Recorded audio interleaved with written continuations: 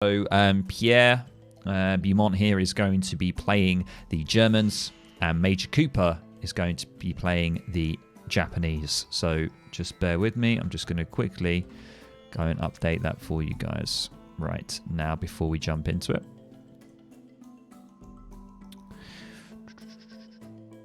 There we go. Right, guys. Without further ado, let's get into this. Perfect. And this again is one of the matchups that I just love because I mean those guys who have heard me talk so far in this series, right? And which of course you as well because we have casted so many games so far. You know that I love those matchups that kind of force a dynamic out of the players, where one has to be aggressive in order to prevent the economically more potent civ from progressing too fast. And that is what we have here as well, in my opinion, because Japan is in a decent spot if Germany just leaves them alone, in my opinion. But Germany has to utilize their better tempo, in my opinion, to produce something. Yeah, exactly. So without further ado, let's get into this. So welcome, ladies and gentlemen, to the first game here between Pierre Beaumont and Major Cooper. This is the bronze matchup. So it's the two people that lost in the semi-finals are going to be going head-to-head here in a best of 7. The first map here is Florida, and on the top right part of the map, we have Pierre Beaumont playing as the Germans in the cyan, and on the bottom left part of the map, we have Major Cooper playing as the Japanese in the pink. So, oh, look at that. Are we starting here? Because in Florida you have an extra market, right? And extra gold as well. So actually, right, good choice to go for Germany, because what he did here is an actual variant on the usual market play that you do with Germany. He doesn't need the wood, so he just builds a TP for it. Interesting approach. Exactly, yeah. So really is quite a good one for Germany, to be honest, because normally the standard opening for Germany, as most of you guys know, is the fact that you build a market, you'll then sell, you'll then buy some wood to get yourself a house and also your hunting dogs, and that's pretty much it. It will normally be the TP will normally be built between H1 and H2, but because the market's already there, it's giving Germany quite an advantage, I would say, especially the fact that they start off with 3 settler wagons, so a good eco start, I would say, for Pierre. Extra tasty, in my opinion. Yeah, indeed. Oh, and look, he's actually going extra greedy. So he just put up a house, and he's still chopping. So he's actually going for the hunting dogs as well. So hunting dogs and an early TP. Yeah. And Germany is going to like that one. Yeah, definitely. Let's have a quick look at the deck then. So this is Pierre's deck here for you guys. So pretty standard. Looks like an anti-water deck. Of course, once again, you got the caravels, you got the frigate. You do have silversmith though. So normally see that in like a mercenary style approach, but looks like he's just got it there. Nothing else screams out, obviously, that it's going to be a full mercenary kind of build, but just got that card there just in case Pierre wants to go extra greedy. I think especially against Japan, it's super important that you have those anti-water cards, because I don't think you can afford just letting them go, letting them do their thing on water. Japan is just too potent on water for that. Exactly. So fantastic. That's great to see. Let's have a look at the bottom left here at Major playing as the Japanese here. He's going for the good old 3 fishing boats. We've seen this before. Quite a nice play to go for, and we can see it's more of an anti-water deck as well. You've got the Funes, and you've got the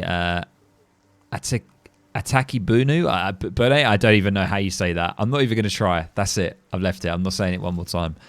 Basically, the galley version for the Japanese here in the H3 deck. And of course, you can send all of those units twice, as you know, Japan. Yeah, wonderful stuff. So and that already makes me think of those crazy games that we saw so far in Indonesia, especially with Japan, where we had people going for true water domination and then suddenly being repelled by crazy revolution stuff. But yeah, Olivier versus Maito was something on its own. Yeah, we can see here just the explorers going up with the Tory gate, still using the orchard here just to do a little bit of scouting. Got some good coverage on the map, and going to be going down with the Tory gates here, so no kind of shrine booming happening, and looks like a sort of just a food and wood macro split here. I have to say I like it so far from Japan as well, because I mean you can't really afford, usually in my opinion, you can't afford to go too greedy against Germany, because German player already knows they have to do something, and just raiding a civ that basically has all vills in base is more or less impossible. So you have to actually apply pressure. And we do see Quartermaster place some mines. Yeah. As I say, nothing too unusual. Just getting the herding in, getting the market upgrades in transition. And what's that in the middle of the map, though? Sorry for interrupting you there. Oh, there we go. Nice spot. The outpost is going down. We're going to be seeing some Age 2 outpost play here from Germany. And I haven't tried this myself. I've been playing Germany a little bit more recently myself. And at the moment, I'm still sticking with the good old semi-FF, like, you know, Ulan opening that's quite popular. Haven't really tried the outpost opening here. So it's going to be interesting to see how Pierre does this. And immediately, really aggressive going in with the A crossbow. And then dropping in barracks as well. And with a 400 wood, you build, I think, 2 houses or something like that. And then you just go in with that. And the tempo that you get out of that is just really good. And the most important thing is also that your economy behind it is just ridiculously good for the fact that you rushed in there. Yeah, and he's also getting... He's macro perfectly for the steel traps. Got barely any gold left, which is great to see. And he's got another card available. And pikemen on the way now as well to deal with any shrines on the map. Those Ashes are going to get surprised once they walk into the range of the training. Yeah, there we go. Hasn't actually scouted it yet, so immediately scouted and going to be backing off or skirting round. I love the approach from Japan too, honestly, because he just wants to do damage. He wants to delay the German player to kind of cut off his tempo while booming himself. And now stable start. Interesting. Wait, stable start. Did he send musketeers from the home city? So he's sending this twice now. What the hell? Yeah, that's so aggressive. Yeah, double Ashi opening up with Naggies. So quite a good idea to be doing that, trying to see if he can contest this rush. I mean, that's probably the best thing. You don't want to go too greedy as Japan here, because otherwise you're not going to have much military to try and defend against Pierre's rush here. And if we see, he's already got pikemen coming out. As I said, going to be using those. Yeah, in the north of Pierre's base, there's a raid incoming as far as I can see. Oh, there he already killed something. Oh, now he's on the crossbows. That's going to be bloody. God damn it. I don't think any of those are surviving in here. No, unless you can get some Minutemen out here. I'm not entirely sure. He does have Minutemen on the way. How many are going to survive? Unfortunately, he popped out the wrong side. That's unfortunate as well. Only 5 crossbow left. And look, he might save a couple there. He's going to save a couple. Yeah. Oh, that is doing him dirty right there. Maybe not. Maybe not. Yeah, look at that. And taking it, yeah. Oh, yeah. Honestly. There you go. And even more, actually. Tempo-wise, that was good, because we have to remember, right, that the most important aspect for Germany is actually the shipment curve, if you think about it, because their shipments already come in a bit slow, or not, they generate much slower because the shipments cost more, in theory. Yeah. So if you kill off early shipments, that's just going to delay the entire shipment curve of Germany, making their entire power spike a lot less scary, I'd say. So rather interesting. So I think, Germany kind of have a window of when they have some decent tempo, like as they get into the early part of Age 2.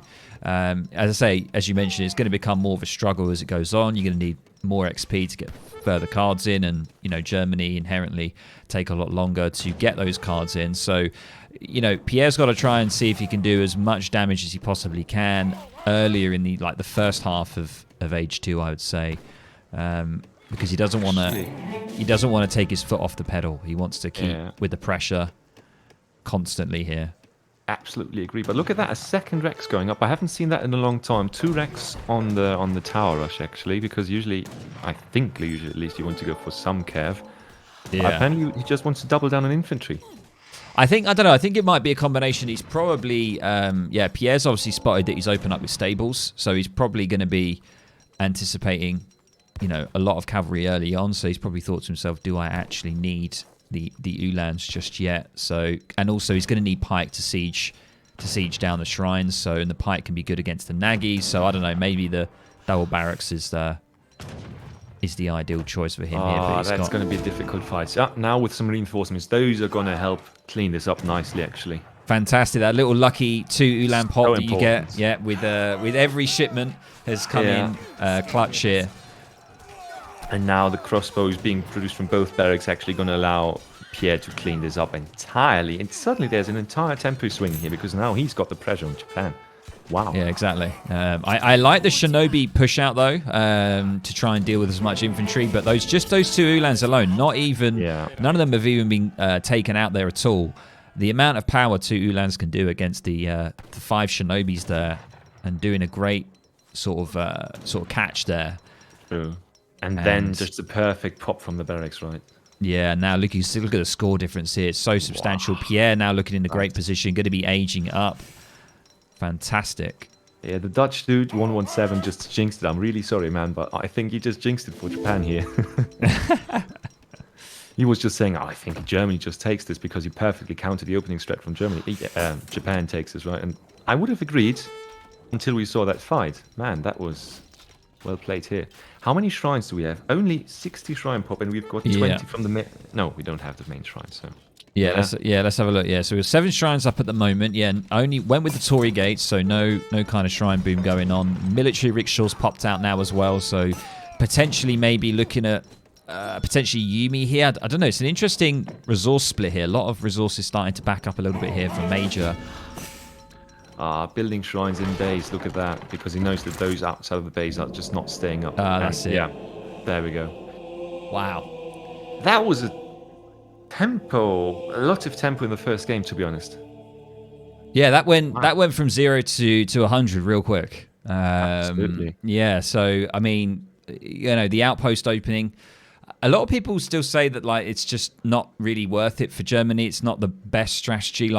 It's normally good just to either go for an FF or a semi-FF and kind of stick in base. But I'm seeing the outpost opening more and more, especially against civs like Japan or potentially Dutch as well. Sort of civs that will tend to turtle a bit or will try and spread out and try and boom and put shrines, for example, down on the map. And I'm seeing it more and more, and it seems to be pretty darn effective. Yeah, honestly, the outpost rush, the outpost rush from Germany is just very meticulous when it comes to timing. So you need to know when to do it, especially against boomy civs. It can be quite beneficial if they don't expect it, because with Germany, usually don't expect a full-in rush. Yeah. And the most interesting thing is you're actually not really looking to immediately kill the enemy, right? I mean, you aren't really looking to that with most rushes. But here you're trying to contain, while as Germany, you just have that 6 and 4 villager shipment, more or less, that is so extremely powerful to use. And as I say, Dutch dude in chat does make a good point. The fact that this map opens up with the market, it meant that you could get DTP earlier. It meant that you had a good sort of XP curve for your cards. So it meant that you could really start off with some good tempo in H2. If that wasn't the case, if you didn't start off with the market, I think it wouldn't have been as effective. Whether or not it would have changed the outcome of this game, I'm not entirely sure. But it's tricky. Yeah, it's a tricky one to say. I would say that it's just, that fact just supercharged Germany's effectiveness in H2 as well, because that shipment curve just is a bit closer together, making them just that more powerful. Yeah. And as you said, it was those 2 Ulans. Those were part of an economic shipment, basically. So look at the resources. Nice. Yeah, let's have a look at... the eco... even doing the strategy that Pierre did, still keeping up with eco, and then obviously going slightly beyond there as the shrines start to get sieged, it becomes more of a problem for Major, and then Pierre just starts to break away there in eco. And now I just realized he actually went to H3. I didn't see that, actually. Yeah. So went for a kind of, you could say nearly kind of like a semi-FF style. So opening up with some pressure with the tower, not committing too much, not wanting to stay there too long, macroing perfectly to then, sort of synchronize yourself up, get yourself ready to get into H3. And then it would have just been a further onslaught of unit shipments from Germany in H3, as we all know. The minute Germany gets into H3, it can be pretty tough trying to fight them. Especially when usually if they get to H3, right, they don't have that kind of map control and that kind of pressure on the opponent. But here, honestly, points are looking ridiculously low for Japan at this point. And at the same time, Germany has the map and the tempo advantage. So exactly. So just to clarify, so the shipments here for Pierre went for the 2 settler wagon, straight into the 8 crossbow, then 700 wood, then went for 3 settlers, and that was where the 2 Ulans did their work, and then finishing it off with the 700 coin, so allowing Pierre to get ready for the age up. So the 3 settler choice is an interesting one because that just secures the eco a little bit more, because settler wagons are so goddamn good for Germany. The earlier you get them, the more they pay off as the game goes on. So yeah, a great sort of idea here. I mean, the 3 DOPs could have been a potential option as well with the amount of Naggies that were on, because the Naggies came out early, but going for the 8 crossbowmen, unfortunately pretty much losing all of them. So that was unfortunate to see, but managed to come out on top. Absolutely, yeah. Wonderful first game, and let's hope that the next one is going to be just as interesting as this one. Indeed. Let's update that now for you guys. So Pierre taking the first game. Major Cooper is going to have to pull something out the bag. And just remember, guys, the Civ bans are India and Haudenosaunee for this entire matchup. So we're not going to see those Civs.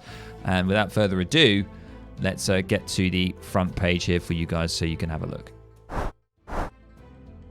There we go. We've also got the bracket history as well of the tournament for you, so you guys can look at that as well. Interesting fun fact here, just to say this. Actually, starting off with 2 Civs, Pierre Beaumont, the last time he played Germany, actually lost. And on the other side, Japan was one of the clear victories for Major Cooper. So, loser Civ versus winner Civ, and Germany takes it here, interestingly. So, well played, of course, by Pierre. Dutch saying, are Pandors banned? I think they are. Yes. Yeah. I think they are. Pandors and the Feitoris card for Portuguese.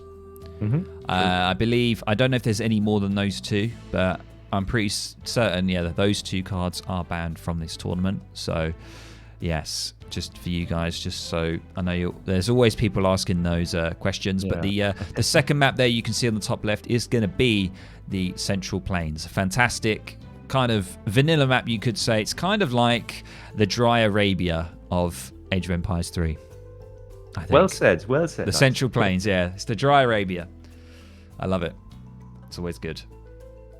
Okay, let's have a look. I generally have to say I love the map pool so far. I know some people find it a bit controversial because it's a bit off the usual, I'd say. It goes with more water maps included, more maps without TPs at all. But I do like that it just forces players to play some Civs in a different way, at least, or from different positions, in my opinion. Because if you have to think about how are you going to play in a map where you can't just take the trade line or things like that, you just have to improvise. Yeah, indeed. No, I 100% agree. Let's have a look. We do have the second game, guys, so we're going to be getting into that right now. We are going through these. We're not messing around. We're not having you guys sat around waiting for the next game. The minute it pops up, we're going to be jumping straight into it. So, and I do have the next matchup here, so I'll be updating this for you guys. And also, there is a command in chat, which is the !guess. And that is, I didn't even know about this, but there is a $25 prize if you can guess the correct people in this tournament. So, of course, the main reason the tournament's called the Hidden Cup. We don't know who these players are. They don't know who they're playing against. So if you guys can guess them correctly, you'll earn yourself $25. Absolutely.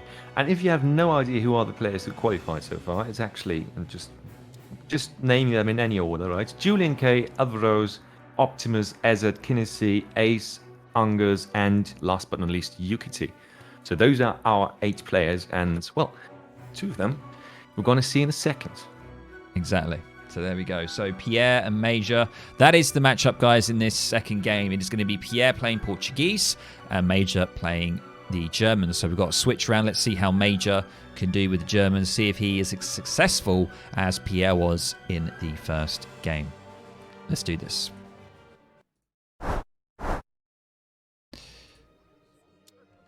Right, welcome, ladies and gents, to the second game of the bronze matchup here, the Hidden Cup tournament. We have Pierre Beaumont here playing on the top right part of the map as the Portuguese in the cyan, and on the bottom left part of the map, we have Major Cooper here playing as the Germans in the pink. And this is on the map Central Plains. So, what are your thoughts, MFD? Any kind of predictions that you have for this this matchup. I mean, here. if Pierre picks Portugal here, then the first thing I can think about is advanced trading route, just generally speaking, advanced CP, because that is what you usually see. And look at that first thing over it. There we go. First trading post already out, and we're probably going to see a deck that utilizes that gigantic trading route even more. Yeah, exactly. So Major's got to try and do something here to really kind of pressure the trade line and contest Does he get it. That's that actually hurts quite a lot. You would think that's nothing, but actually, if you think about how much the pass. Yeah. It is a big one, especially at this kind of level, or even just around, the mid to high level players. The first pass is so significant, and planning that perfectly and just making sure that it happens is quite crucial. And same time, Pierre going for an absolutely beautiful treasure pick without even a single point of damage taken here. So he's just kiting on and on. Beautiful. 80 wood right there. And there we go. I called it is. The advanced TP. Here it is, ladies and gents. Let's have a quick look at the deck. Let's see if there's anything unusual here. But yeah, the ATP is in play. So that basically means that the TPs are going to be a lot cheaper. They're going to be high HP as well, so harder to siege down for Major. And everything else here doesn't look crazy, but there are a lot of resource crates in Age 2. Probably the double wood obviously is gonna help because of the amount of TPs that he's going to need to build.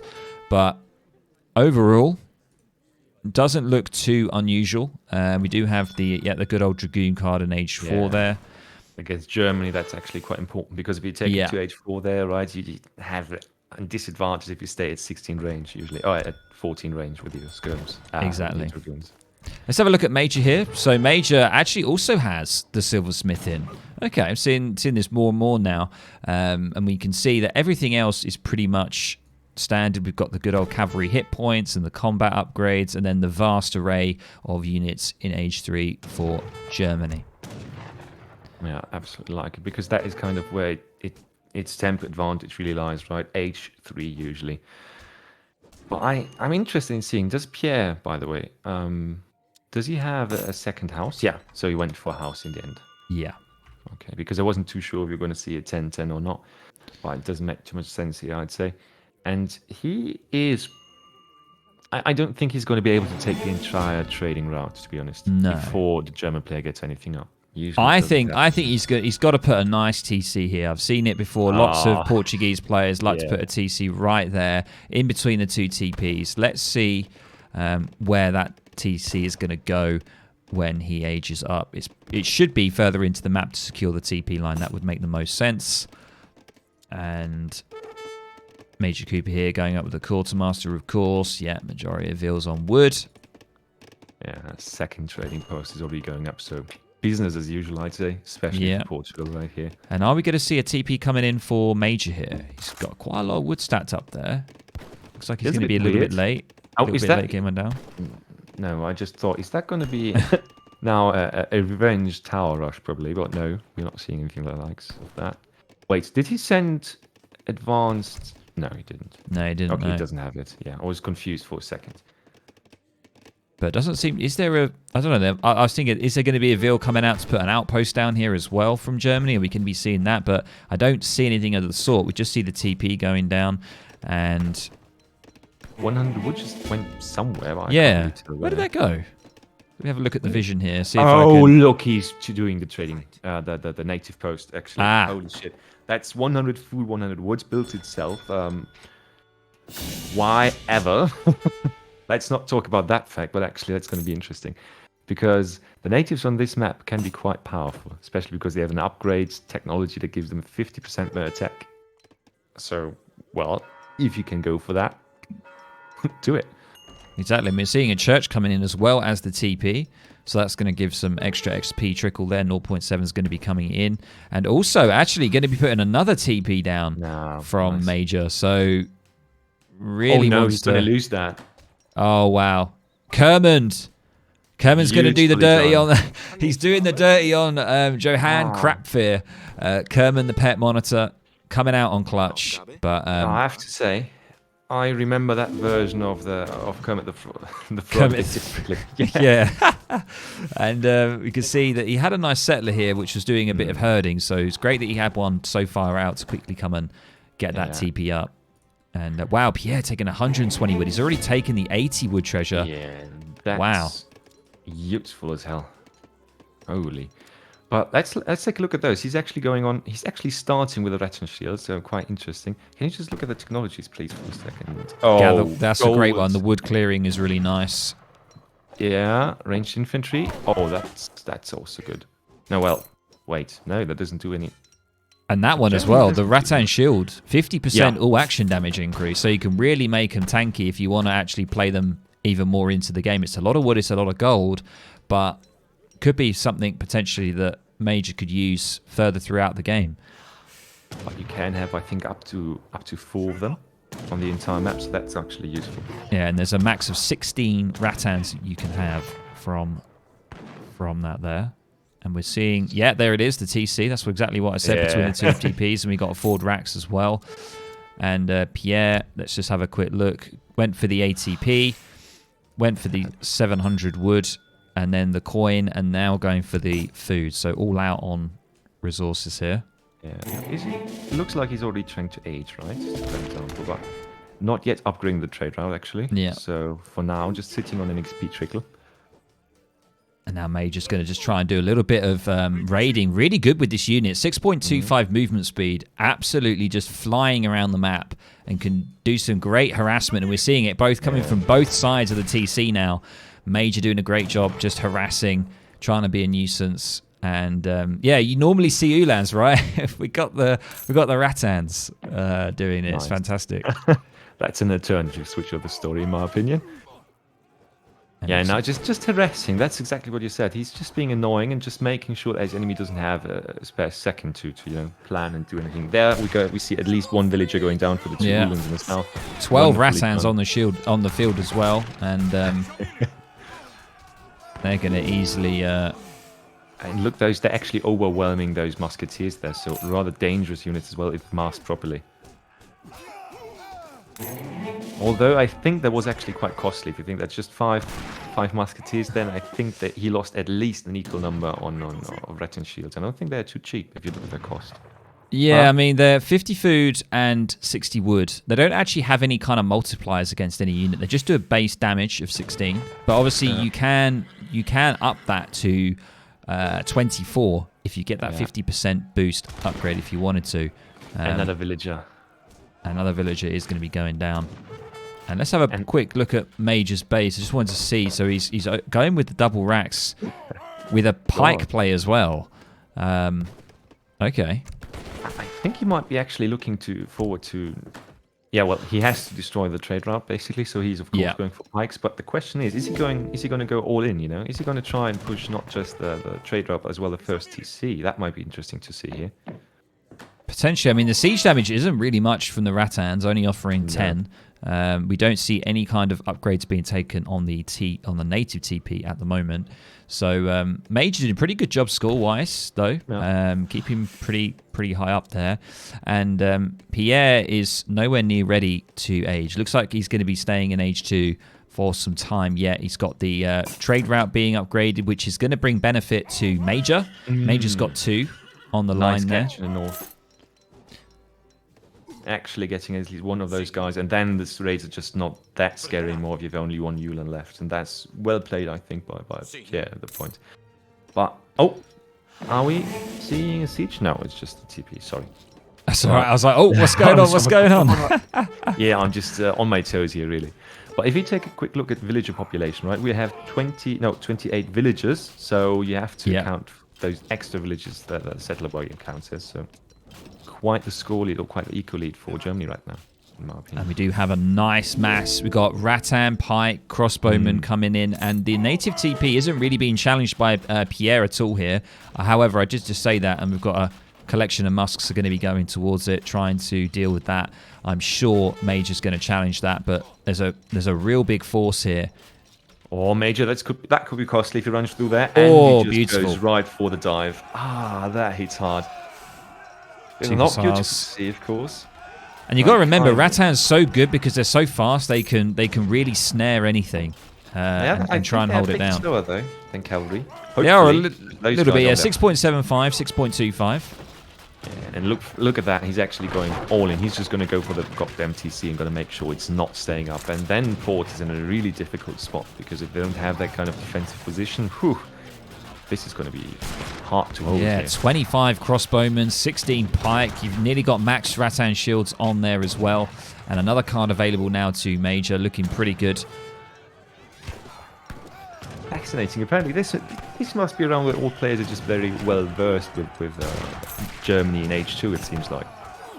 Yeah, I mean it's both sides. We're seeing from it. Yeah, a lot of H2 play here. It's always nice to see. It's what I love to see. And this fight here is not going to be going the best here for Pierre, I don't think. But an absolute slaughter.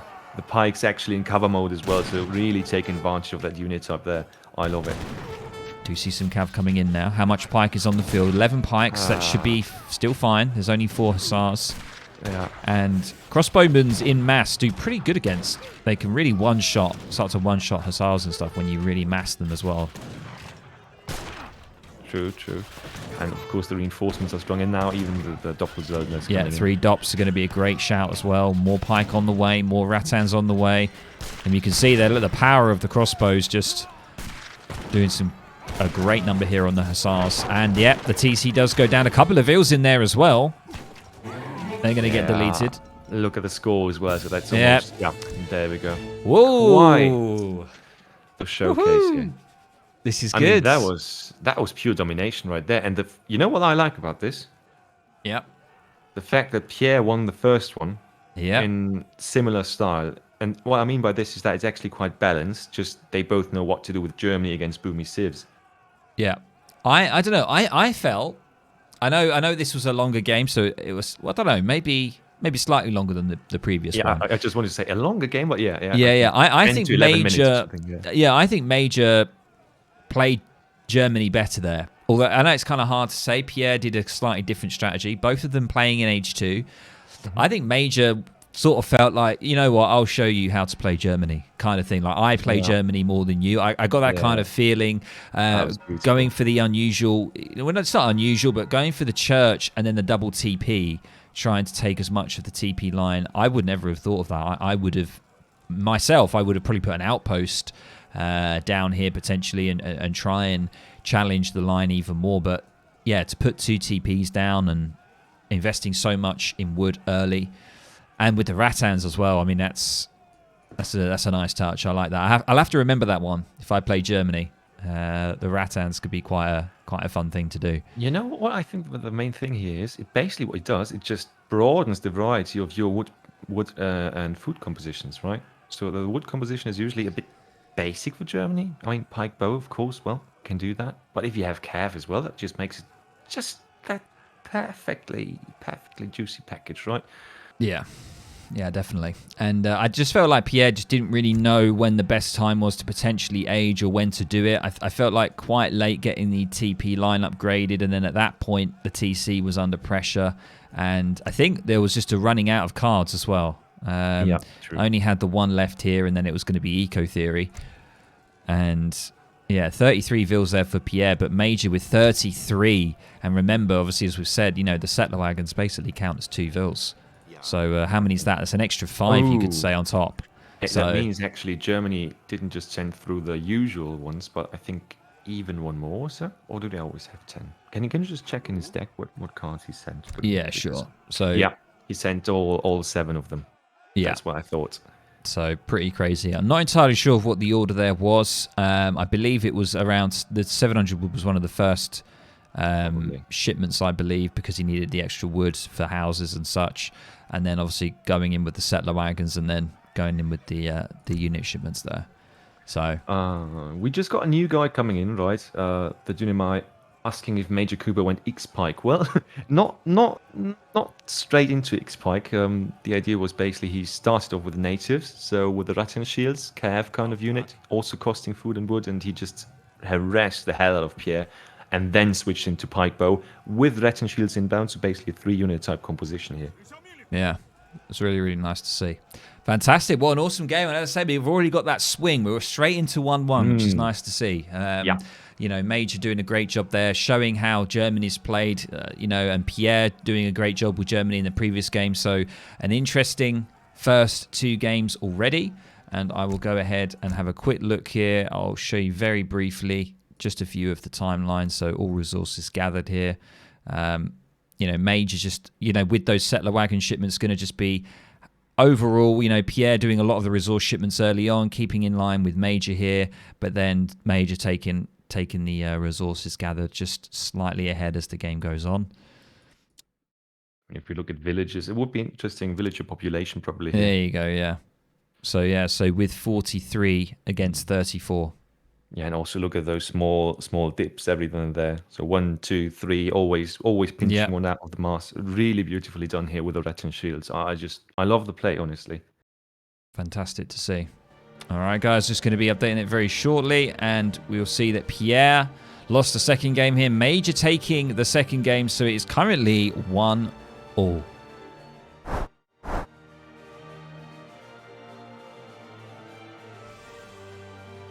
And if I'm not mistaken, the next thing or the next map that we're going to see is going to be Grand Checo, and that always a promising map because, as we all know, no trade route there, no water, so it's pure land action. And if I had to bet, I would bet that there's at least one Dutch player in that matchup. Let's see. Let's find out. Let's see if the game is available, and we'll get straight into it and see what's happening. Oh, I think I just saw it there. Yeah, there it is. Fantastic. Going to be loading it up, and I'm just going to be letting you guys know what the Civ matchup is.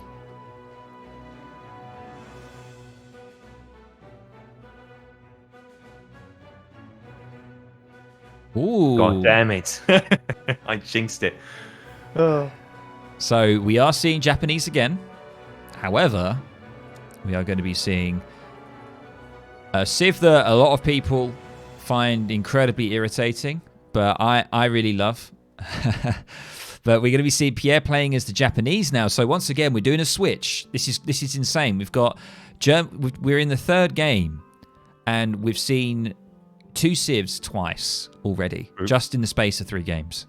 If the next matchup is Porto and Aztec, then we're even basically, right? Exactly, and we can see Major is going to be playing the Aztecs here. So just have a think about that. Did you say was kynesie? Is kynesie in this pool of people? Right. Okay. Yeah. Because kynesie plays a very good Aztec. So kynesie is probably one of the best Aztec players, and I know exactly how kynesie plays. So let's see. That might hopefully reveal potentially Major could be kynesie, and it's going to be on the Grand Chaco map, as we've already mentioned. So without further ado, let's get straight into it. Actually, just to start this series off, your prediction here for kynesie, I just played against him. First game in the morning after I had to emergency reset my entire PC, so all hotkeys all gone to hell. So the first thing in the morning, I booted up. I wanted to play some quick 1v1, and then kynesie against a player 400 elo lower. Wow. How was that game? What Civ was it? Aztec against my Hodenoshine, so at least it was my main Civ, right? But it was Was it good old double noble heart? Did we not double noble heart, but he just rushed the fuck out. Oh, okay. All right. A rush. Nice to see. That's always nice to see something different. Because the main thing from Aztec is obviously, you know, the kind of the boom, the warrior priest boom into H3 and then spamming H3 units. So let's see how this one goes. And without further ado, let's do it. So welcome, ladies and gents, to the third match here between Pierre Beaumont and Major Cooper. Now, currently it is 1-1 apiece, and something that we always enjoy, really close games, so I hope that does continue. This is on the Grand Chaco map, and this one's very interesting because there's no TPs, so it's a slight, you know, can be very unusual because majority of maps that people play on the 1v1, like on the ranked ladder, there's always going to be a TP lying about somewhere, but not on this map. And we can see on the bottom right, we have Pierre here playing as the Japanese in the cyan. And top left, we have Major Cooper playing as the Aztecs in the pink. to be honest, I'm already seeing, in my opinion, what is a major tactical oversight right there from Major Cooper. If you look at all the livestock that can be gathered up, I think that Pierre basically has got all of them by now. Wow, look at that.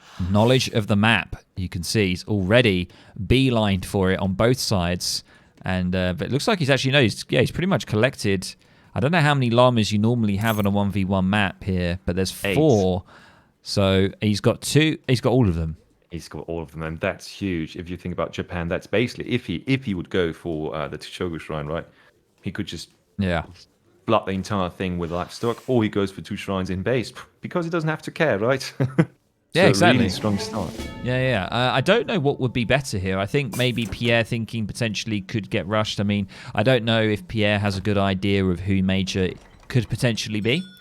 I mean, these players will most likely probably play each other so much just on a normal basis, just laddering. So Pierre may already have a good idea and will know how to react to this. So let's see what kind of play they're both going to do here. And we do see the Heavenly Kami.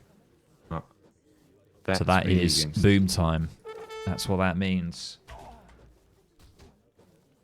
Just can we a short look at the deck? So I think that looks fairly standard for Japan, I'd say, in my opinion at least. Yeah, that is pretty much what my deck looks like. If I was ever to pick up Japan and play them, this is probably what it would look like.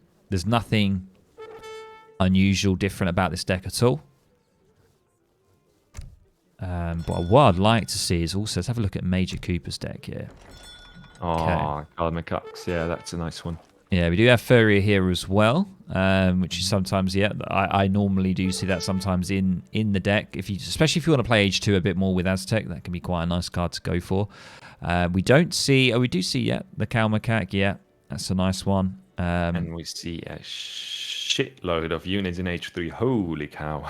Yeah, that is a lot. And we only see, there are other support cards that you can get. True. There is the Villager support card. It's very nice. You get 8 Vils for 500 coin, and they're better at gathering farms and stuff like that. So we don't see the Eagle Runner Knight one here, which is no surprising. General unit upgrade cards, right? Just the support cards, but no knight cards, no general infantry cards. So I'm a bit wondering here what we're going to see there.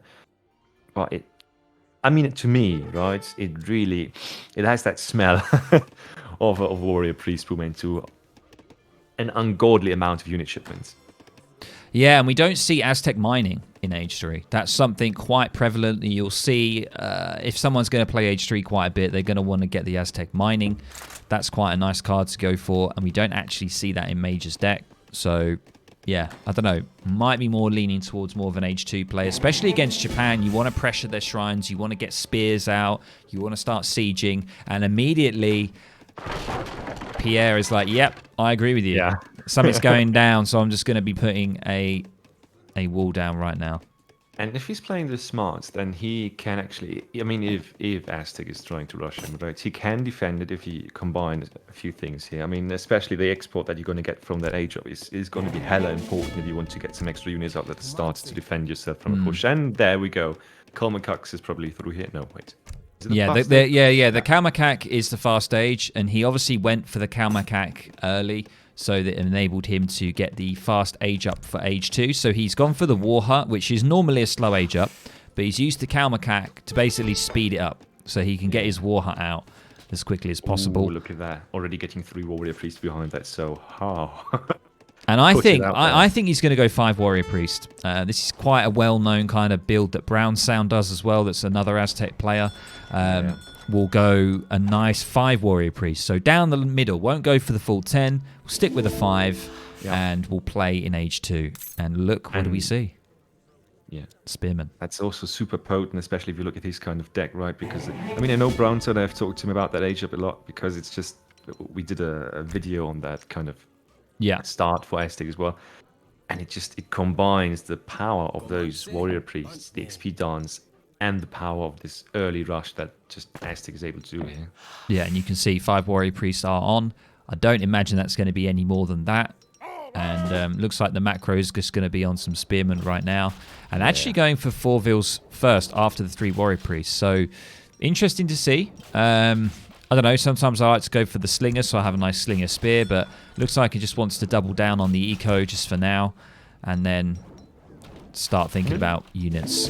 Can we take a look at how much of the map he actually sees? So I'm talking about Pierre here, Major Cooper. Yeah, so Major Cooper, there we go. So a lot of the map has been scouted. He does not see the map yet, which is kind of, or the map, the base of the enemy, which is a bit crucial in my opinion. He doesn't know the age of wonder, and he does only know that's a consulate. So, well, that kind of gives it away too. Yeah, look at that base though. Yeah, he's really doubling down here, and he's going for the ash sheet and getting the upgrades there for the cherry orchard upgrade. And well, he started with 2 times 4 villages, right? So 28 villages already. That is quite greedy, but also if he can get through that without being punished too hard, rather useful. Yeah. And another good thing about Aztec is you have access to a nice big button as well from the TC early on, where you can get Jaguars, which have really good siege as well. I think it's 400 food, gets you 4 Jags.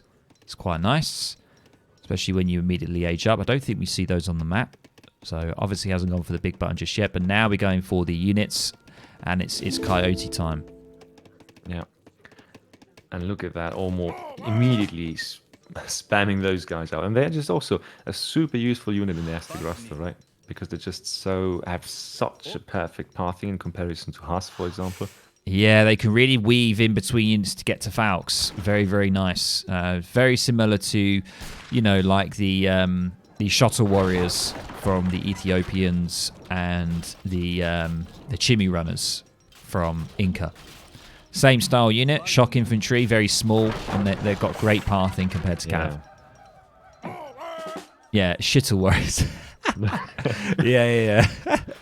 Those guys are very special, especially their multiplier is insane for the fact that they should be Cav unit. How many priests do we have? Yeah, we do actually see something interesting here. I don't know when this happened. I don't know whether there was some vills that went on to the community plaza for a while. I did take my eye off that, but now we do see actually starting to get into 10 warrior priests. So that's quite interesting. Don't normally see that. Because I feel like this build order is perfectly trimmed to the opponent's civ here, because what he does is he puts early pressure on the shrine, so he's punishing those, he's getting all over the map, making sure that he knows that his enemy knows there's pressure there, but at the same time he's not fully committing to military, he's going for the 10 warrior priests there, and those guys are just beef his army up when it comes to a fight or when it comes to H3, so wonderfully played here. And now we do see the Golden Pavilion coming out, which means it's going to be Yumis. I was about to say, where are the Yumis? A very good unit when you wall up against any kind of rush civ, like Russians, like Aztec. Yumis are so good because of their range, and they have some insane damage. And we're going to see those pop out very shortly. 6 Yumis are going to be coming out. But is it too late? Is it too late? That's a lot of units. Wow. Major has that hole in the wall is also a bit concerning in my opinion, to be honest. That is a bit awkward, to be honest. Well, let's see what we can get from here. And look at that, also Coyote tactics coming out, so those guys are just going to be a lot beefier, now actually able to survive, I think, 2 shots from the TC, which makes them that much more valuable in this fight here. Yeah, I mean, yeah, the I believe it's 3-shot. Coyote, so when that comes in, it'll be a 3-shot. And they're just so quick as well. You see the real speed is such a bonus. And you'll see they'll be able to fly around and pick up anybody. And we're going to be seeing the attack dances on 21% coming from the 10 warrior priests on the community plaza. And the Coyotes are just going to get stuck in. They don't care. They got the upgrade. Oh, they're all dead. Oh, look at that. The vills. Oh. Ooh, that's a slaughter. God, is that awful. And the Ashies are not upgraded, and the Yumis, they've got nothing left that they can do, and they're just going to eat them up for breakfast. The Coyotes just going to delete them, and now we do see some Ashies popping out from Pierre, from the shipment, and we do see that they are disciplined. Ooh, but still, doesn't care. The Coyotes, there's so many of them. Yeah, look at that, just slaughtering them all. Oh, God. And now the villagers, what are they doing? Yeah, they're just going to pop in and out, but I don't know if that's going to be enough here to save this situation. Do see some Yamabushis though. That could potentially be the saviour, because there's a lot of Coyotes and not a lot of slingers left. The Yamabushis are pretty darn deadly as well. Ooh, but they don't come out that strong. That's really... Oh, wow. Yeah. Damn. That was so close. The Yamabushis. Yeah, he just managed to get it done in time. Those pikes were on point here. Really good. Now, I think that screams kynesie, that from Major. Honestly, I know what from Major here, right? Yeah. Yeah, I can see that, because I just wanted to say, if you say that Pierre is kynesie, I'm just confused, because I think, like, we all know that kynesie is. I'm not saying that he's only playing like that, but he's known for his Wally, skirmishery playstyle sometimes, and that's just not it. If you ask me, that's just not kynesie in competitive condition with this kind of playstyle. So I don't think that's him. But on the other side, yeah, I would absolutely agree. That kind of Aztec was so goddamn clean. That could very well be kynesie, in my opinion. And something that I find interesting is normally when I play like the H2, I will put a double war hut down, but we saw that Major was doing all this just from one war hut. So it shows you, if you can use one war hut and just keep it constantly making units, especially with your unit shipments as well, you can really mass a huge amount of units just from having one war hut. You don't need to invest sometimes in a second one. They are 250 wood each as well. True.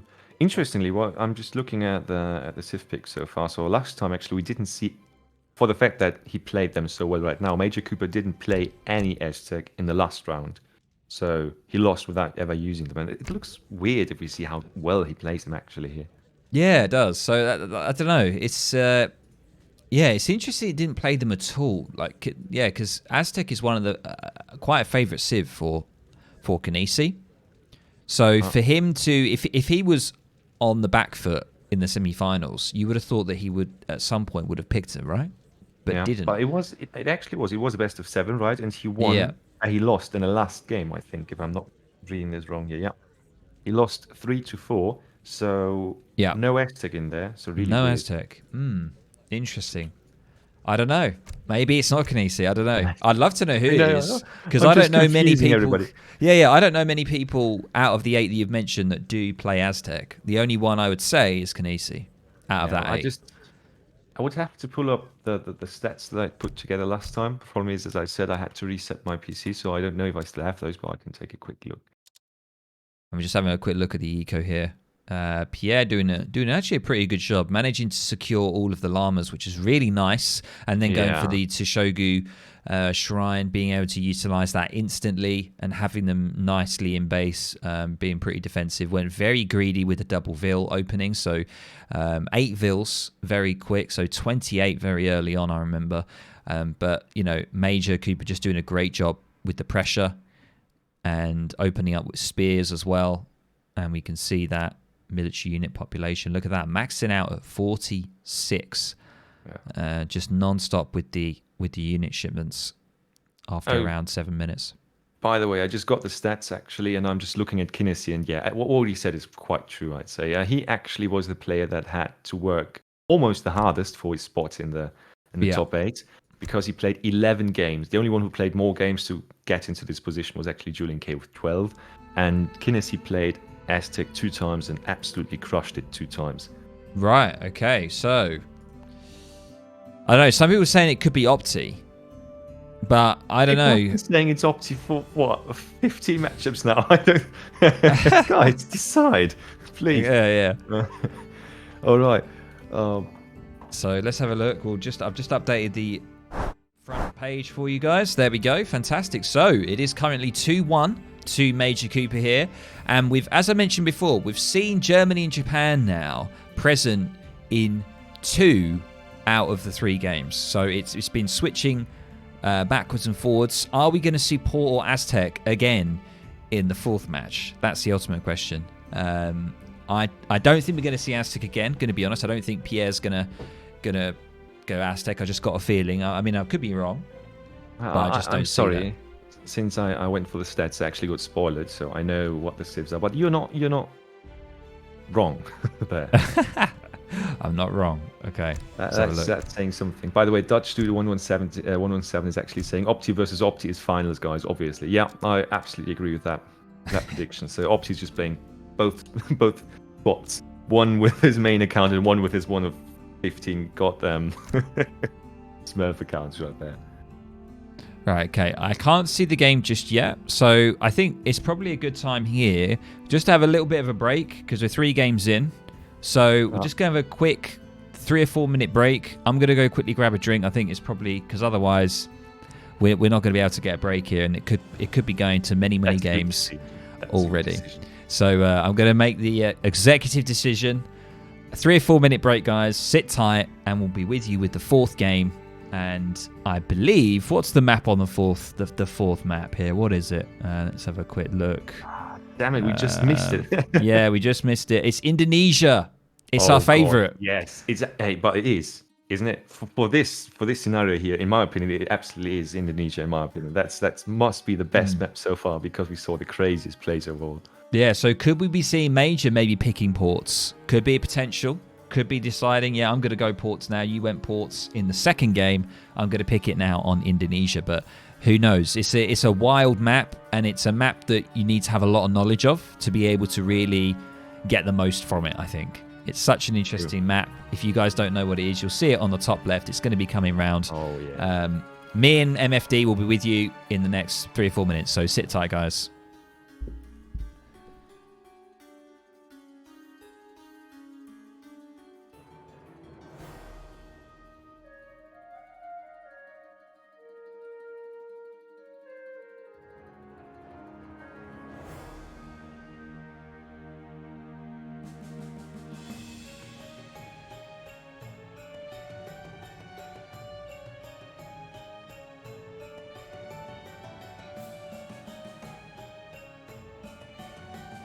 All right. Yeah. Well, that was interesting starts, but I feel like it's a bit.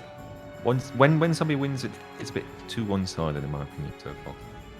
I love for one of those, clutch games where it really comes out to the one reinforcing pop that decides it all. Maybe that's just me.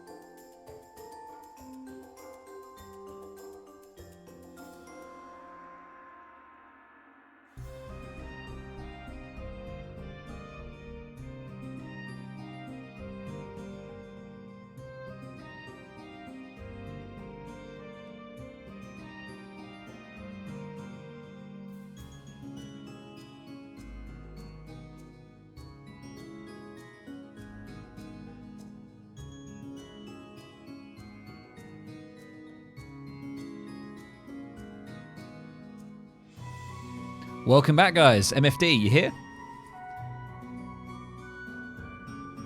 Oh.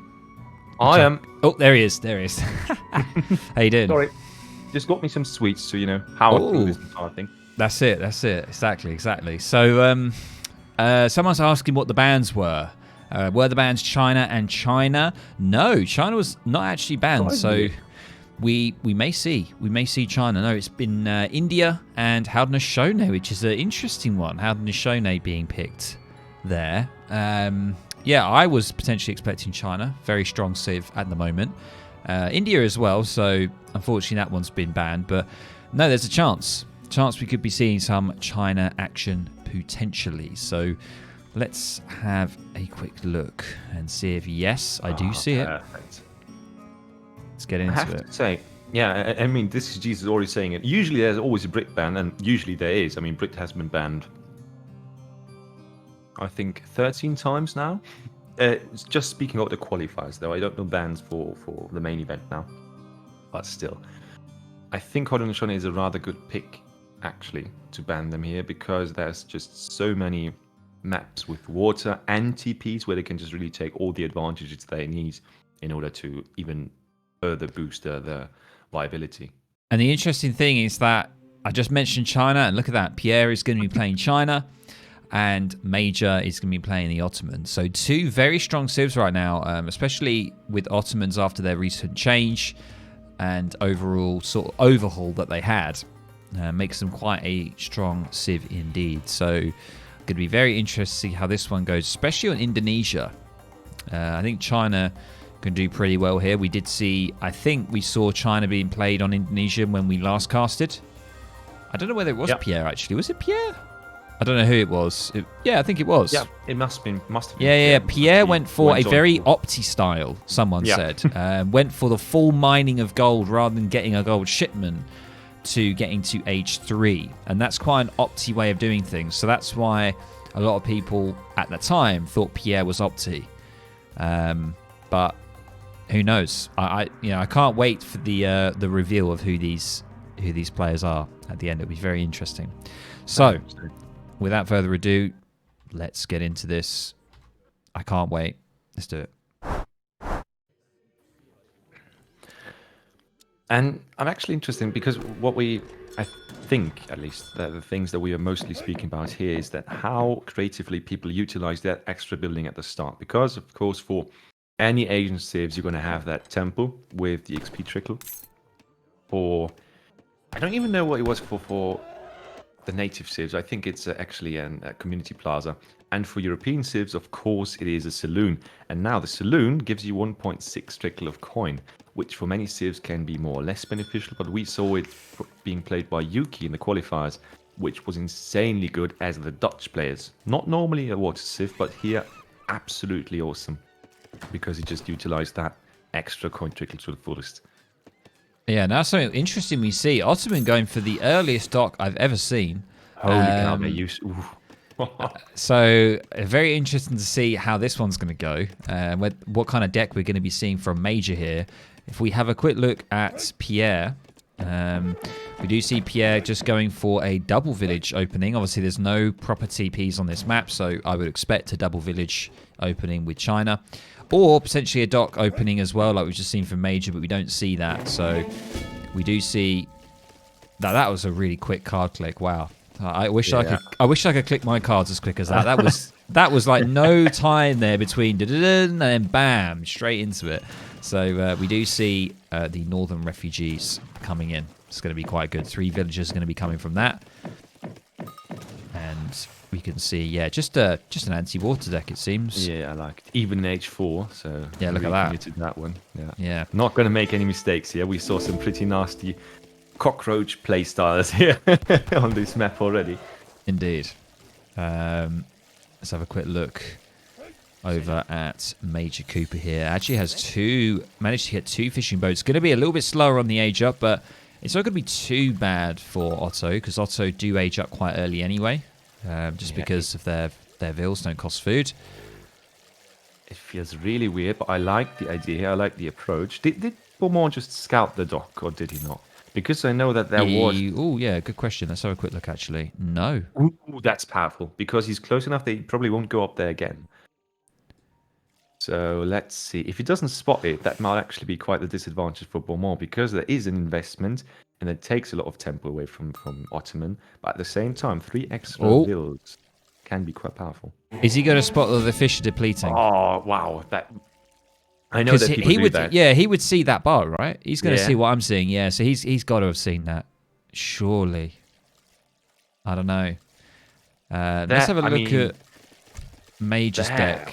Ooh, yeah. I mean, Major's deck also suggests we've got Fish Market, we've got Rendering Plant, we've got a lot more commitment to water here than we do from Pierre. So I would expect that Pierre knows that something's going to be going on water. Jaguar Prowler Curtin just asking, what did I miss? Well, the dock start from Optimus. Yeah. These awesome boats, man. These catamarans are just, they're so funny. They've got 40 siege, by the way, so something that a lot of people forget about. You remember the last time we casted on this map, we actually saw, I think, 2 shrines being taken down by just one goddamn catamaran. That was just funny to see. Yeah, just throwing a torch from like 100 meters. Just easily throwing a torch at it. Love it. Absolutely brilliant. Easily burning the goddamn thing down. I mean, honestly. Can we just take a quick look how...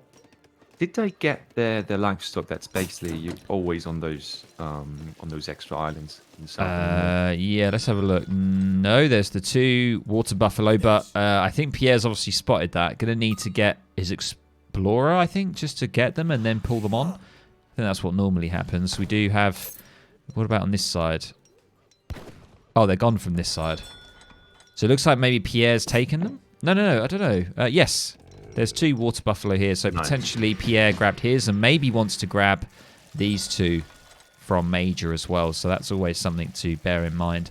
And we do have the age up here from both sides. And we've got the Russian consulate. Very nice. Always standard one to see. And, oh no, we do see something different now. Going for 700 coin rather than going for 7 step, which is what we saw from Pierre before. It was Pierre before. Played China on this map last time. Was it Pierre? Yeah, was it against Morgan Black? It must have been, because I think he won.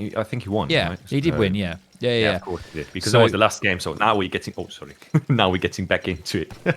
yeah, exactly. So we don't see the 7 step coming in first. Now I think it might be because of the Civ that Pierre's playing against, because it's Ottoman. Probably doesn't want to open up with the 7 step, would rather get into age 3 quicker, so going to be opting for that. Oh, because I think he's going to do that because he actually has those 2 yaks, right? Those have been flattened a bit, so he might be able to do an incredibly strong FF timing here, or time at least. I don't know if the timing's that good. We do have 11 fishing boats now out for Major. Going to be opening up with some delis. Possibly one of the things that most people are moaning about is the Ottoman deli spam in Age 2. I got to say, guys, it's the most frustrating thing for me. This unit is so goddamn annoying to deal with raids. I'd rather have Ulans in my base or coyotes than delis. They are crazy. Oh, look, we see it.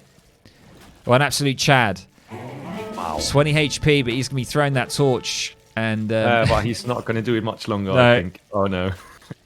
Wait, he can attack him. Why hasn't he attacked him? There we go. Yeah. Oh, I love it. Brilliant. Thou who throwest the first torch. Oh, God, what was that? That's it. Let's have a look. Do see some delis on the way. Probably just had to take aim with that torch. But take a look at him. He's actually going up now, and... How many people are building that thing? 8. That's normal. 8. Yeah, the 8 is the normal. I always go 8. I'll always go 3 or 4 on the first one, and then I'll normally go 8 on the next one. There, always want to try and get that up as quickly as possible. Perfect timing though to try to kind of slow that down. But honestly, 8 means that he's up in a minute, right? If I'm not mistaken with my math here. So... Yes. It's a very, very quick age up, and he's going to need it because the porcelain tower is so good. It's basically a factory that China gets in Age 3, and it's going to really, really help him with his eco, especially that he hasn't gone on water either. So Mage is going to be utilizing water, and Pierre needs to do something about that. So Porcelain's a good idea to try and get up there with his eco. And he is going to be actually going for an H2 shipment here. He's going to be sacrificing shipment because he needs it because of the deli pressure. I don't think he's actually going to pull that out. I don't think he's actually going to use that. I think he's just going to try and sit in base. I think that he just tried to make sure nothing gets in there. But as I speak, I'm being proven wrong, so I'm just going to shut up now. Yeah, I just thought, he cues it to make sure that he can protect himself if 10 more of those guys pull up. But yeah, I don't know. I think that may have been a potential little bit of a waste, maybe. I don't know. We'll see how effective they are. But I think that you have access to 10 Changdao. So he could have just held on there for a little bit and potentially gone for that instead. I don't know. It's a tricky one. Honestly, I don't like it because now he's in H3 without the shipment. Yeah, he's got nothing. He's got H2 army that can easily be cleared if there's just 5 gen somewhere on the map.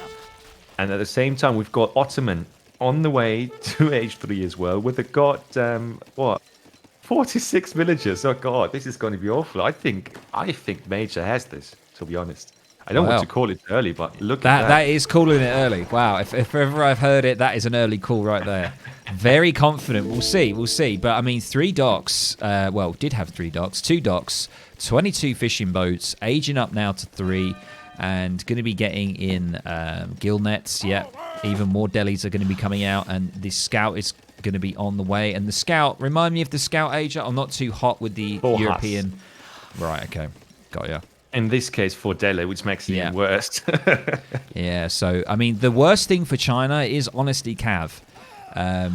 China does lack anti-cav. Does have obviously the Kashyyyks, which aren't too bad. I mean, they're not amazing actually, but if you have a lot of them and you do have the upgrades, they can be pretty good. Exactly. But China struggle. The only thing that China has, and I don't know if Pierre's got it, does he have the Manchu?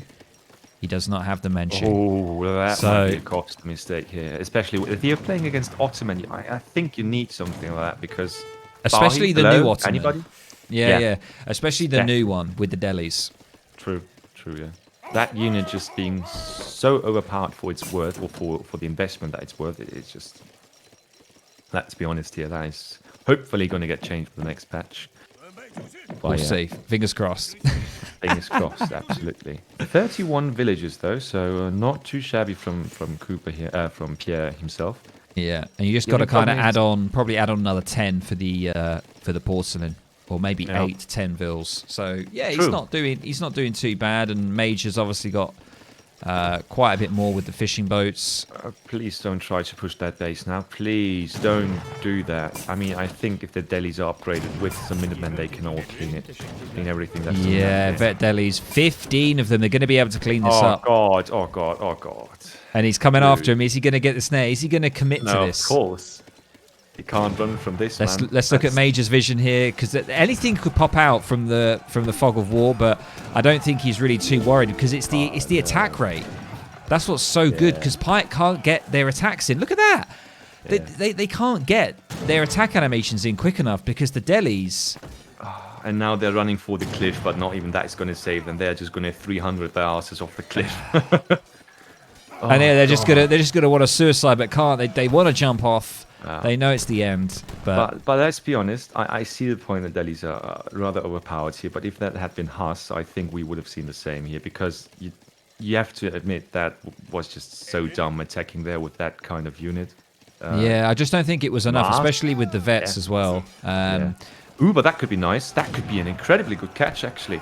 Nice little pick off with the Changdaos. Are they going to be able to do enough? We do see some further Abyss Gunners. Once again, Abyss Gunners getting a decent buff, increasing their attack rate as well. And we can see just the militiamen here doing some great work as well. Yeah, come on. Wow.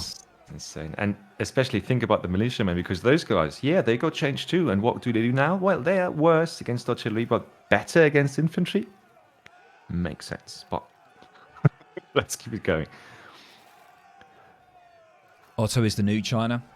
Some people saying there's nothing wrong with delis. I don't know. I think the issue with the delis is the attack rate. So because the attack rate change, yes, there's been a slight reduction to their HP to a normal Hussar.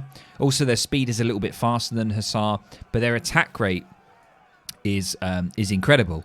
And that means that a pike can't get the hits in quick enough. Yeah. And it's similar to coyotes. When coyotes, because of their pathing, they can really swarm musketeers and pikes in large numbers, and coyotes are really effective even against their counters because of the fact that they can just do so much damage so quickly. Yeah, and it's the same with delis. And you know, I understand, probably with the Hussars, the Vet Hussars probably would have cleaned up that army, but you definitely would have lost more Hussars, I think, than you would there. True. And the biggest problem that I have with delis, and just putting it out there so you guys can discuss this and murder each other over the answer. The problem with delis is also what you mentioned first, is actually the speed, combined with the fact that they are better than a Huss in one-for-one comparison, means that they can choose the fights. When you have got Cav following them, they can just run away, they are faster. When you've got Cav running away from them, they can actively decide if they want to take the engagement or not. And that makes this entire thing even more problematic, because they can just decide whether they take the fight that is probably going to be better for them or not. Exactly, yeah. And as I say, like with China, I mean, you know, Major played it very well. You know, opening up the delis is definitely the answer. Any kind of mass cav against China is going to be difficult for Pierre to deal with. He didn't have the Manchus. That could have been the great. He could have potentially macroed for the 1,000 coin. I know it's difficult to do that, especially earlier into Age 3, but could have thought about switching the Porcelain Tower on gold. Maybe just the last-ditch effort or attempt to try and win the game back could have been the Manchus. That could have changed quite a lot in this game. So something to bear in mind, guys. You're playing against Ottoman nowadays, especially delis. They're very, very popular. If you're playing China, just have the Manchu in there. Just have it, just in case. Trust me, it's a great card, and it will definitely save you more times than you can imagine. But there we go. Wow, so that's Major taking that game. Okay, all right. And now we are talking about what, 3-1, right? If I'm not mistaken. Yes, 3-1 now to Major. So Major starting to take the lead. Pierre actually took the first game, I believe, and now Major's taken all the games after. Yeah, and just look at the economy, and that shit would have just scaled on and beyond, in my opinion.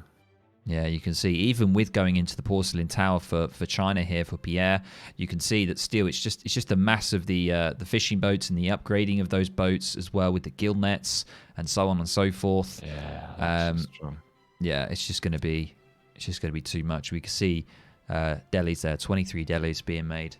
And really nice kill numbers there, but yeah. Yeah, maybe it was also the choice of sticking with the H2 pike shipment. I think that was also a mistake. Yeah, let's be honest. If you have an age up that fast and you decide to give away your first shipment for 8 pikes at that point.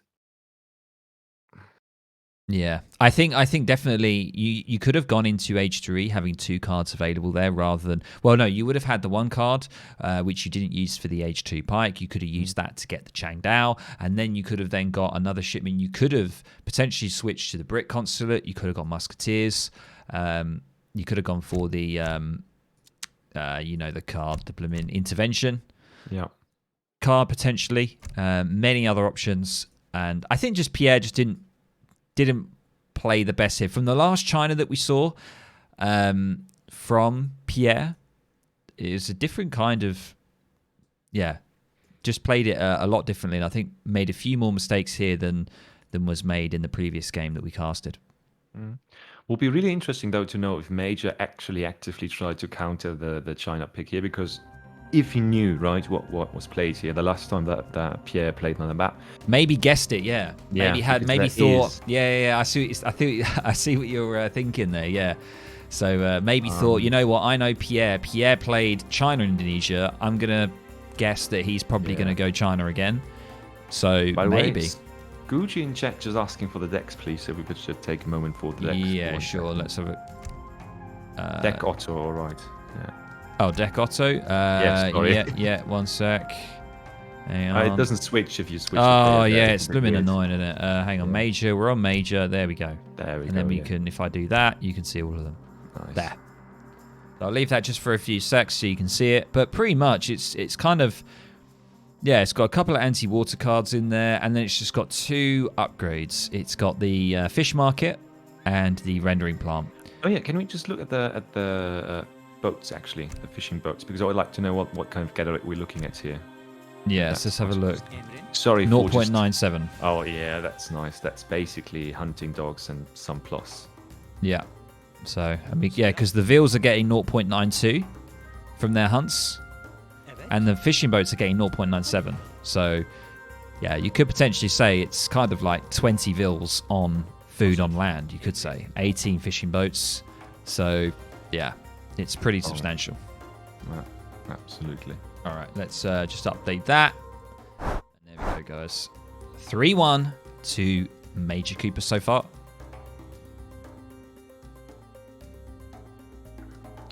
And now, of course, things looking a bit dire here for Beaumont because he has to take the next one. And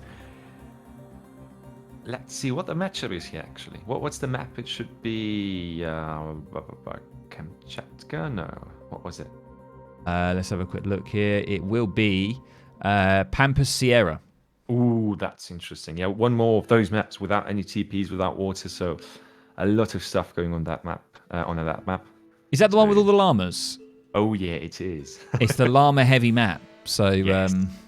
this map's quite good for civs like Russia that want to really steal a lot of the map control and stuff like that. I've seen Russia play very well on this map. So let's see what that civ matchup is going to be. I'm just going to have a quick look now, ladies and gents, and see if I can see the next game underway. Yes, I do. And I just wanted to say, usually this, in my opinion, is probably one of the best India maps ever. But of course, we can't see India here because, well, it was banned. So let's see yeah, that's also, yeah, India's very, very good on this map as well, yeah. Basically, any civs that don't really need to rely on a TP and can also get map control early is definitely good. And oh, look at that. Called it. That's we have Russia. Matchup. Yeah, that can be potentially devastating for Russia, in my opinion, because Lancers really can just do the deeds here if they are being put to work properly.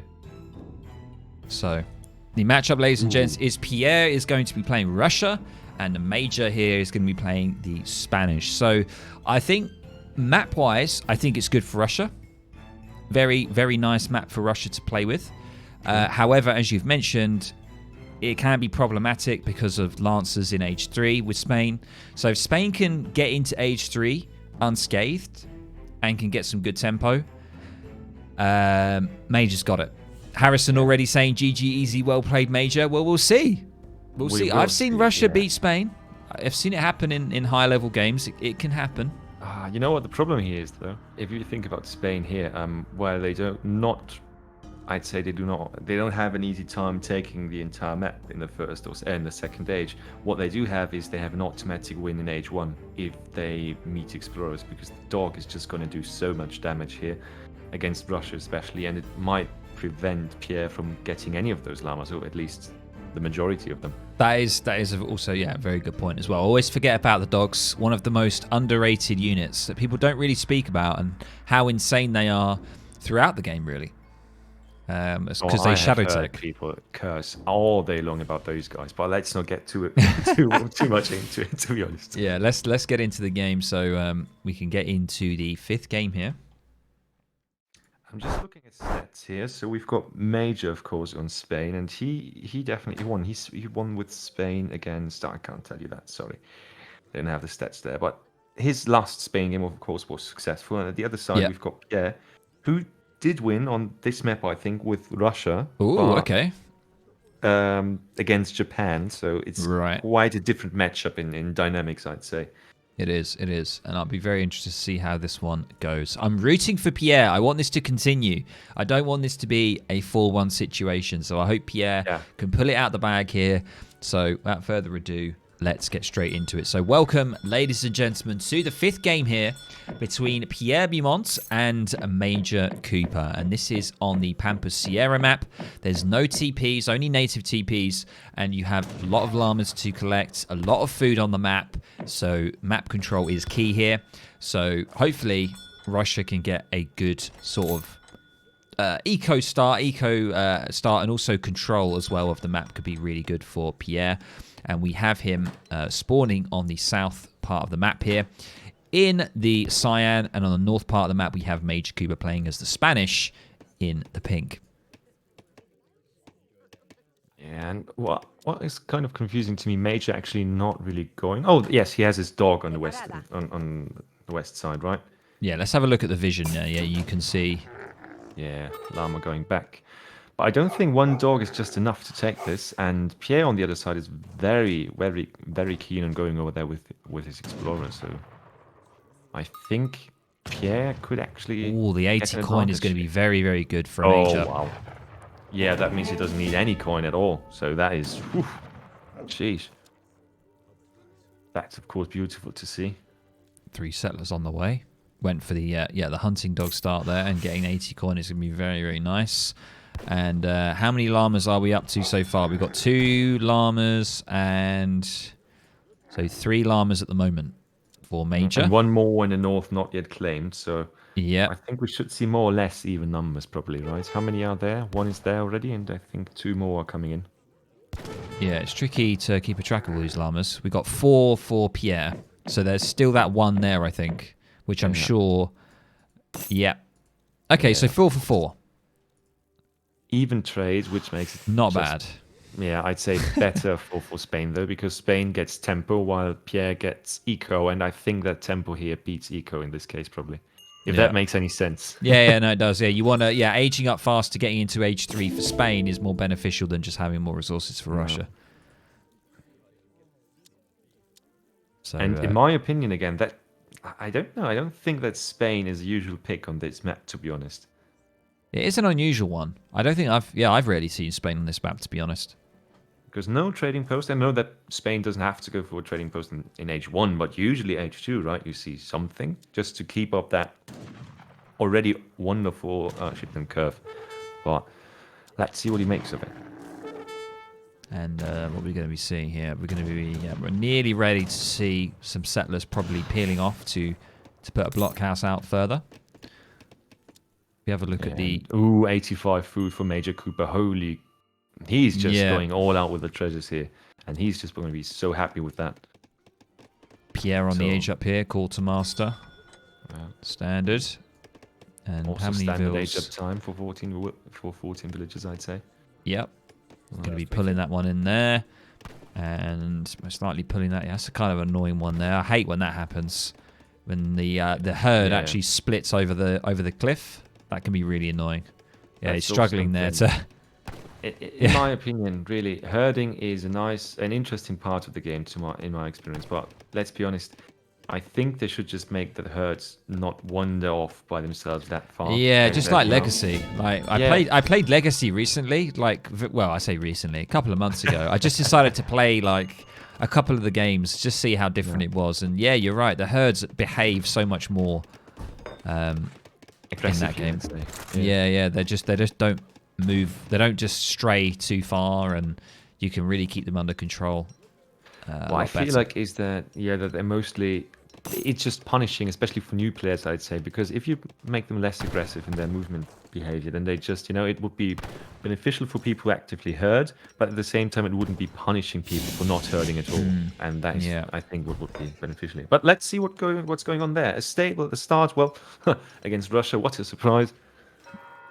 Going for a church as well, just trying to get that extra XP because you don't have any TPs. So yeah, making church seems to make sense. Went for the naturalist, so going for the little bit more of a greedier option for Spain here. Looks like going to be seeing potentially a 5 husk coming out here, I would imagine, and then going for an age up. Did we look at the Spanish deck so far, by the way? I don't think we did we? Oh yeah, no, I don't think we have. We haven't actually looked at the decks. We do have House of Trastamara here. Which is a strong, or can be a strong card if it stays in H2 or in H3, of course. But interesting. And the Marvelous Year is just, in my opinion, rather problematic card. But that's just me. Yeah, I don't think you should give a Civ that's based on tempo, a card that kind of turns tempo into eco that much. But that's just me speaking. And but apart from that, pretty much everything seems to be relatively standard. I mean, quite a lot of resource crates in H2. Let me just do... There comes the Russian Mars, by the way. So we've got a 5 Huss badge at the start and 5 Cossacks in as well. What comes behind those 5 Cossacks? Musketeers. Good. And now we have an awkward situation, right? Because, of course, he can't just go under the TC if there's 5 Huss around. At the same time, he needs to do something to get Spain off the resource that they need to age up. So, weird situation right there. It is. And also, I can see we've got 5 Cossack and now 700 coins. So, I normally see this when you want to mass more Cossacks. And yeah, we do see that. So, there's not a second blockhouse. We've got a stable going down. So, probably going to be prioritizing more sort of Musk Cossack composition here. That's what the 700 coin is gonna help with. So that's interesting to see. And now we see, actually, okay, so I didn't really expect this. We're seeing more of an age 2 commitment here, aren't we? From Major?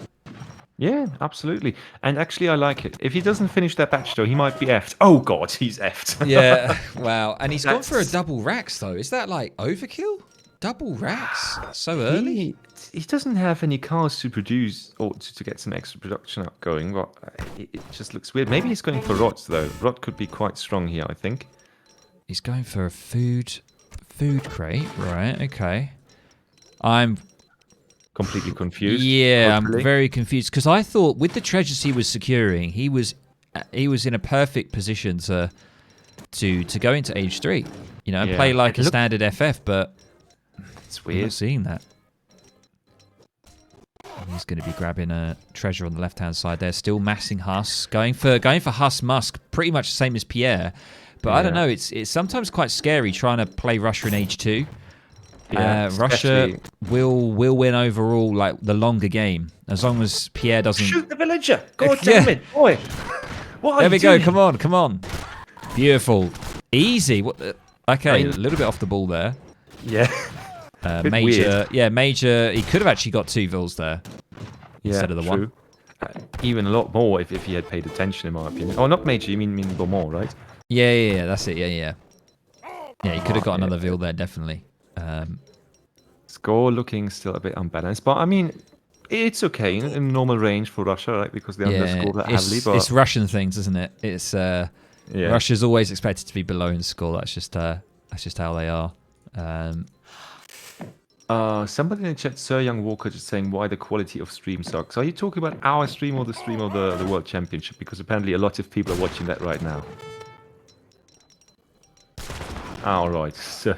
I don't know. Yeah, it should be pretty decent quality. It should be 1080p, so shouldn't be any problems. As I say, make sure to let me know. But obviously, you know, be honest in what you're actually saying rather than trolling. But that's the first comment I've heard. All right, Stream thanks, good. Harrison. Okay. Cheers, always Harrison. good to be able to rely on you in this case. I need an integrity of someone that I know well, so to tell me. Thanks, Harrison. But look at the Mars, actually. It's quite scary if you look at it, if you compare Masters here, because that's 31. basically the same amount of units, right? And that's not good if you're Russia in this case. It's not, but the best thing, the trick here potentially to really sway it in Pierre's is just sprinkling in a few Strelets, and we do see a nice 13 Strelet pop on the way and another 10, which... I don't know if you want to go Strelets here, though. I don't know. That's a lot of Musk. I don't know. It's tricky. But the point is, the Musk is not the scary part of the composition, in my opinion, because Musk, you just out-Musk them, if that makes any sense. But the Huss is what you really got to watch out for, because those guys are going to clean up your Musk at some point as well. So true. Very true. I don't honestly know. To be honest with you, I think having all 3 types of units can be quite advantageous. Like maybe just going for the 13 Strelets alone and not producing another 10, just still sticking with the Musk. But I like how he's actually getting a lot of damage done on the Explorer. No. Please go back. That was a little oversight there. But look at that. The Huss might get cleaned up here if he doesn't do this any better. And then you're actually right. And this fight might actually go quite well for Russia here. Yeah, we can see the Musketeers trying to get in as much as they can, get us around, but, the Hussars still seem to be doing pretty darn good, cleaning up the Cossacks here. They don't have as much damage. And one, god damn it. Damn, that's unfortunate. And that's what I said. I think more Musket would have been able to take this fight a bit longer, probably, in my opinion. Right? He's getting a little raid on the top left there, but a couple of Vils lost isn't going to be the end of the world to Major here, because he did a major cleanup. Major with the major cleanup. Yeah. Wow. And he's going to be fighting under blockhouses though, but... Oh yeah, that's beneficial. That might actually save the day right here, but still, he took huge losses right there. And if there's one thing you don't want to be as Russia is being cleaned up. But I mean, he's in a real sticky situation. But as I say, all those Huss are down, but there are more going to be on the way. Major now going for some rods. Is this going to be his next card here? Yeah. One thing that we have to say though. Oh, that might be a good pop with the foot. I should have given that there. But now, fighting under the blockhouse, this is quite good. Yeah. He could time this quite well. Yeah. I think you just try and focus the cavalry with your blockhouses because they do extra damage anyways there. And now, you look at that. They're just going to be cleaned up again. For no cost, basically, at all. And all the Cossacks dying in the fire of the muskets. So that is really not well microed here, in my opinion. Now I'm saying that. So. Yeah, still more. The Hussar are just not going down at all, and now they're going to be able to sweep around the back and clear up, and another 10 musks on the way, and it's looking pretty dire. We do see another 600 coin coming in from Pierre. No production anymore. Yeah, 37 Vils for Major as well. He's up on the eco now, way beyond Pierre. And another card. And honestly, I'm surprised seeing Spain easily, or what looks like easily, taking that fight in H2. Absolutely outmessing its opponent. Not even close, and there we got the victory. Holy cow. Wow. Yeah, like, it's crazy. Like, you don't, as I say, you don't normally see Spain opting for the H2 play, especially against Russia. You see kind of just that they try and have a mad scramble to get to H3 so then they can be on top of Russia and have decent units like the Lancers, for example. But no, you just saw Major's like, yeah, you know what? I'm going to play you in H2 and I'm just going to mass the same composition you're massing, and my Hussars are better than your Strelets and my Musk are better than yours. And yeah, honestly, seen it. It just felt like a complete show of force, in my opinion, because he just went in and went, yeah, as you said, I'm just going to do the same stuff that you were doing. I'm just going to do it better. I'm just going to put more people out, even though mine are better than yours and more costly. I'm just going to outmass you in every division, and then going to F you up in front exactly. Of almost 200 people. We can see that Vils a little bit undefended on the left there, but no issue because he's just pushing Pierre so much here. And yeah, absolutely clean game by Major. And honestly, we talked about how weird and how dodgy and those dogs are as well, right? We didn't see a single dog there, as the chat is pointing out. Oh my god, yeah, you could have even seen that as well. Stuff in here. They just fairly fought, and Major cleaned it up nonetheless. Wow. So there we go, ladies and gents. That is the completion of the bronze matchup. So the bronze cup does go to Major Cooper, securing the best of 7 there, 4-1 to Major Cooper against Pierre Beaumont. And I've got to say, whoever these two players are, fantastic games, because, you know, me and MFD casted Pierre in the quarterfinal. It was fantastic games. So brilliant players, whoever these two are out of the 8 that are currently in. Fantastic games to watch. Interesting strategies that we've seen, just like this, for example, the H2 from Spain, and also the water play from Otto was really nice to see. Yeah. And yeah, fantastic. Perfect timing, by the way. Ezad and Yuki both popping in the chat, just making sure to let us know they're here. Yeah. Perfect time because, of course, the series is finished. So even if they played right now, no, right? That's it. There we go. So there we go. There is the summary of the matches. So 5 matches in total. And, you know, the first couple of games that we saw Germany and Japan being played a lot. Great German H2 plays as well. Once again, not your conventional play. Really unconventional games. Gotta say, really unusual ones. I'd say the second one, especially from Major Cooper, was really blowing me out of the water here, to be honest. Yeah, fantastic. And I've got to say, yeah, just once again, as I always say, a big thanks to Ezad and the eStock community for allowing me to cast, and also for MFD as well to join us, and for you guys to join to watch this great matchup. And I hope that I'm invited to cast more matchups in the future, whether it's on eStock, whether it's anywhere else. I really find it enjoyable, and hopefully I'll be able to cast with yourself, MFD, in the future as well. Hey, I'm looking forward to it. Some Austrian influence here. I'm for it, honestly. Just loving the cast with you guys, loving the environment, and also, guys, you in chat, wonderful work. It's always a joy casting for you guys, even though some discussions are probably a bit off topic. That's it. We like, as long as we're not arguing endlessly in chat about balance and all of this kind of stuff, as long as we can have just a great time watching games, especially the fact that, this is a legacy style tournament, so it will appeal to a lot of people who aren't huge fans of the newer civs and newer maps. And it just sort of brings us back to the roots of the legacy version of the game as well, which is always nice to come back to. So yeah, it's been amazing. It's been awesome, and I believe I can't confirm exactly what time. I don't know whether it's 19 or 20 GMT that the final of the Hidden Cup tournament. Absolutely messed up the last time. I'm just going to be so lazy and ask Ezad to post the time in chat. So guys, this was just the bronze match. So now we're going to get on with General Warwick and JulianK, who both qualified for the actual finals that are going to be in when is it going to be? I think it's either 19 or if Ezad, if you can just let us know in chat. I believe let me just have a quick look, because I think I've got it in my chat here. Just hold on 1 second, let me see if I can find it. Yes, Sunday, it's either 18 or 19. The last time I've got is, I think it's Mini Malt and Gigs. Or Geeks. So Grand finals will start in about an hour. You'll be in good hands, guys. You'll be in absolutely good hands.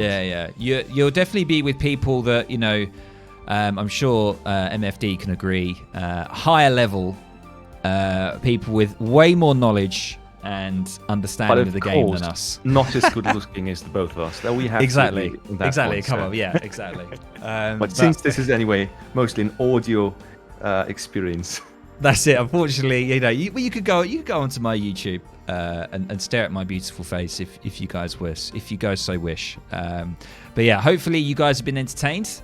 And as I say, it looks like it's going to be around 18 GMT. So all you guys got to wait for is just an hour, and eStock will be back online, and you'll be watching the grand final. So I'll be watching it with you guys, and hopefully it's going to be a great one. It's going to be a close one. That's what we always hope for. And it's going to be me signing off. Thank you very much, everyone. Thank you, MFD, for casting with me. It's been awesome. Lovely as always. Fantastic. And we'll see you in another casted game, another stream, another video, another whatever. And hopefully you guys have a great evening. Yeah, absolutely. I'm absolutely up for it. Guys, servus, pfiat euch. There we go. Have a good evening. Bye-bye.